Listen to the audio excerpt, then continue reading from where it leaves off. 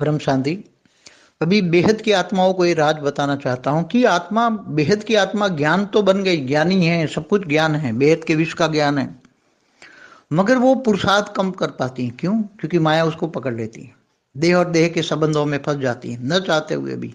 हर कर्मयोगी जीवन नहीं बिताती, हर कर्म में, हर लक्ष्य में उसका याद हो कि मैं विश्व कल्याणकारी आत्मा हूँ, विश्व सेवादारी हूँ, मुझे विश्व परिवर्तन करना है, पहले स्व परिवर्तन करना है। तो वो नहीं कर पाती, देह और देह के संबंधों में माया में फंस जाती हैं, इसलिए वो कमजोर पड़ जाती है, और कमजोर बन जाती है तो दिल शिकस्त हो जाती है, दिल में दुख दर्द हो जाता है कि मैं पुरुषार्थ नहीं कर पाती हूँ। मगर क्यों? ज्ञान सागर में डूबकर अगर आत्मा ज्ञानी तो बन जाती है मगर योगी नहीं बनती, क्योंकि उसके अनेक जन्मों के संस्कार, 5,000 साल से अगर वो आत्मा जन्म मरण के चक्र में आ रही है तो 5,000 साल के कड़े संस्कार पड़े हुए हैं उसके अंदर, माया में। माया माया माया माया माना 5 तत्वों में फंसी हुई आत्मा है। तो वो 5 तत्वों के संस्कारों को दूर करना पड़ेगा, बार बार ज्ञान को सुनना पड़ेगा। ऐसी आत्माओं को बार बार ज्ञान के वीडियो सुनना चाहिए, ज्ञान और योग दोनों साथ करना चाहिए। तो ज्ञान को वीडियो सुनने से ज्ञान से वैराग आता है, वैराग से आता है तब पता लगता है कि मुझे बेहद की विश्व की कमाई का ये टाइम है और मेरे पुराने संस्कारों को खत्म करना है।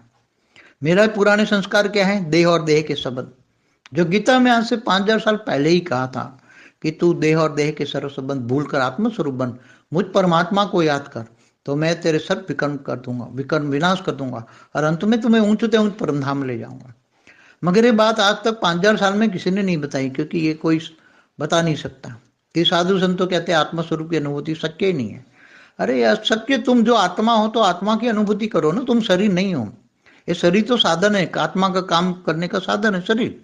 तो आत्मा को तुम अपने, जो तुम जैसे हो वैसे अनुभूति करो ना। आत्मस्वरूप की अनुभूति करना ही अपने आप को पहचानना है।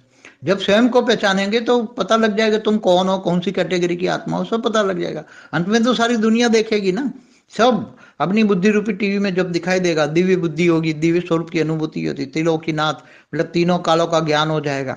आत्मा में रिकॉर्ड पड़ा है वो सब इमर्ज हो जाएगा, आत्मा के ऊपर के आवरण कितने, सब कुछ पता लग जाएगा। क्योंकि आगे चलकर सब कुछ अपने आप को ही जान जाएंगे, सबको जान जाएंगे।